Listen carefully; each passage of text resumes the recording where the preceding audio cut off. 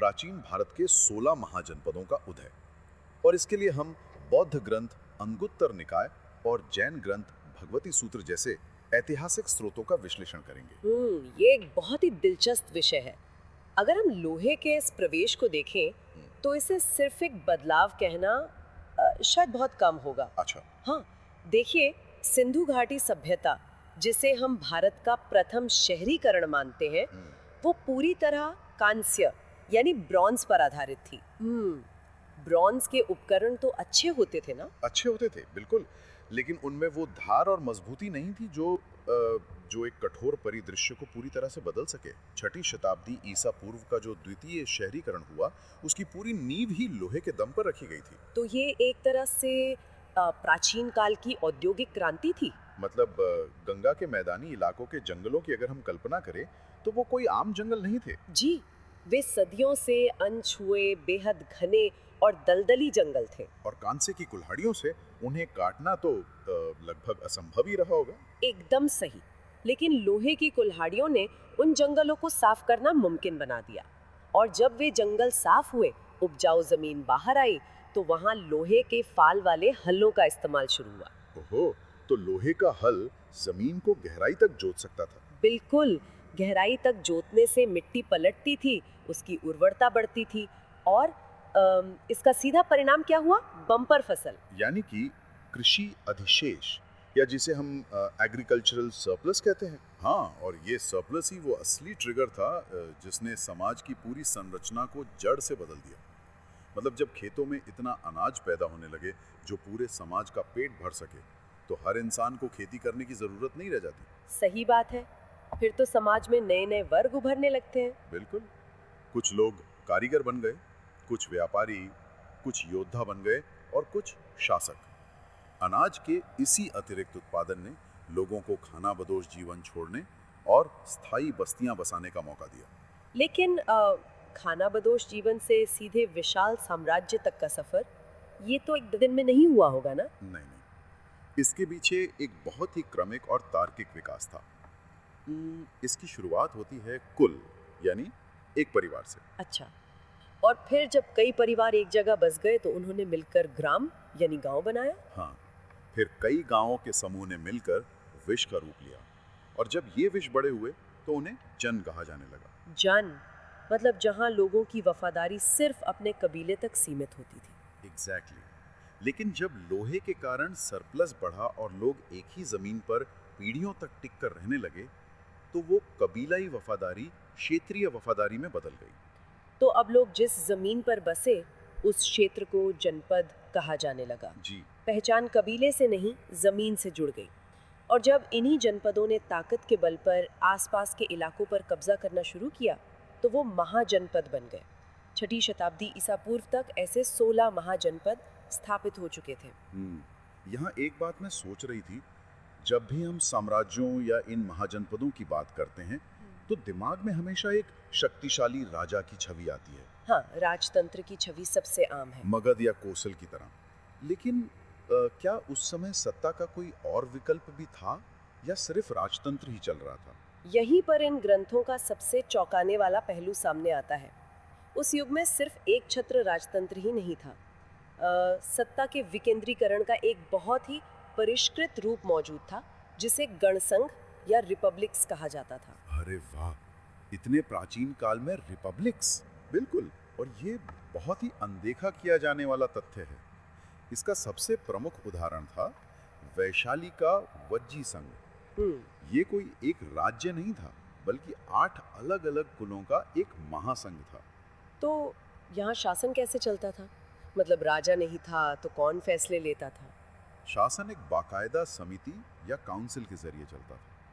फैसले संथागार यानी assembly hall में लिए जाते थे। अच्छा, तो वहाँ चर्चा होती होगी? हाँ, लंबी चर्चाएं होती थी और बाकायदा मतदान यानी वोटिंग के जरिए नीतियां तय होती थी। मल भी एक ऐसा ही शक्तिशाली गणराज्य था।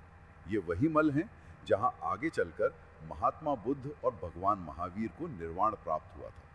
ये वाकई अद्भुत है कि इतने प्राचीन काल में सत्ता को साझा करने का कॉन्सेप्ट इतनी मजबूती से लागू था।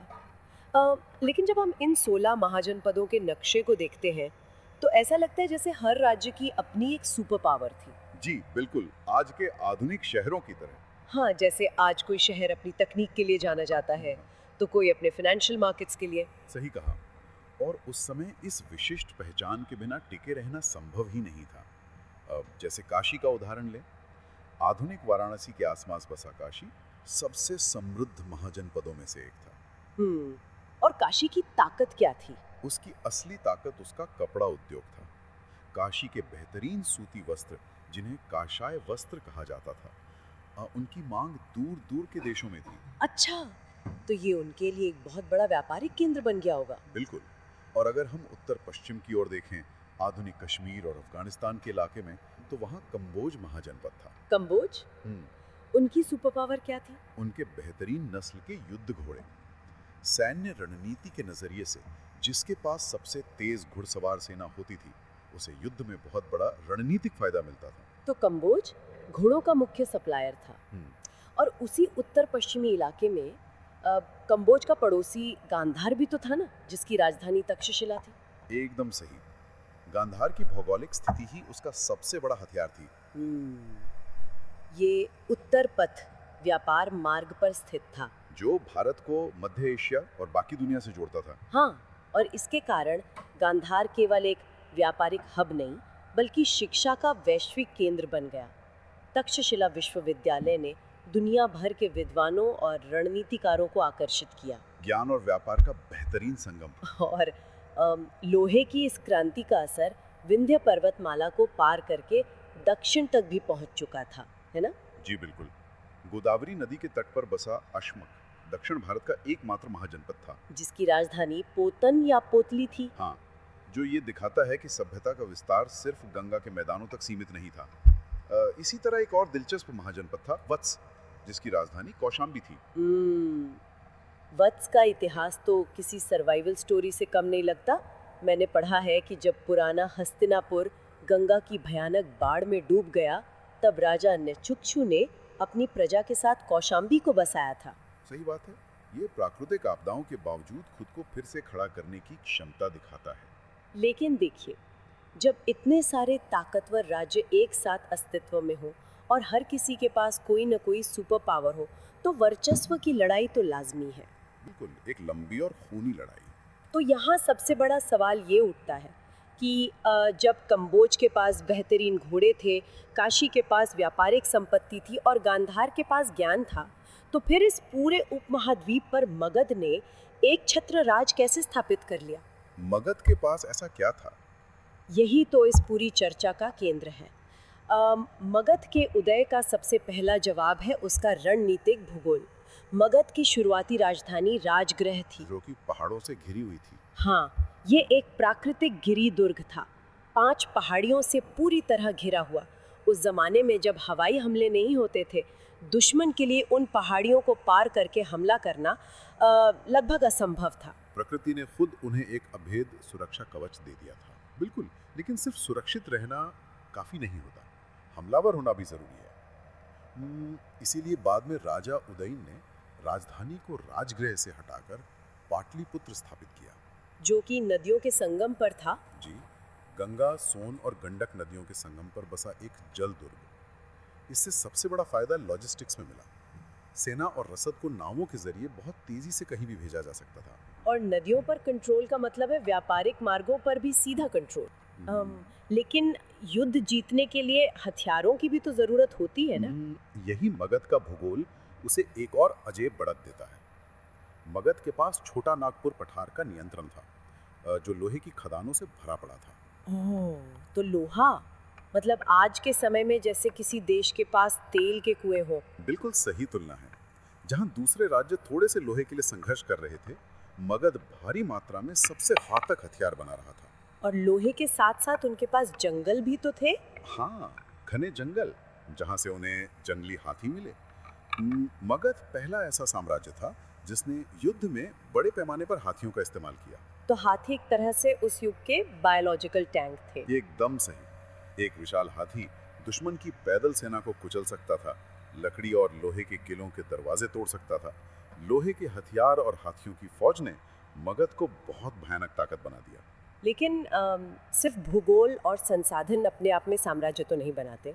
शासकों की महत्वाकांक्षा भी बहुत मायने रखती है। बिल्कुल, मगध के राजाओं ने सिर्फ बाहुबल नहीं, कूटनीति का भी सहारा लिया। हर्यक वंश के राजा बिंबिसार को ही ले लीजिए। जिन्हें श्रेणिक भी कहा जाता था, उन्होंने क्या रणनीति अपनाई? उन्होंने वैवाहिक कूटनीति अपनाई। बिंबिसार ने कोसल, वैशाली और मद्र जैसे शक्तिशाली राज्यों की राजकुमारियों से विवाह किया। अच्छा, तो बिना लड़े ही उन्होंने दुश्मनों को रिश्तेदार बना लिया। हाँ, और दहेज के रूप में बड़े बड़े व्यापारिक क्षेत्र भी हासिल कर लिए।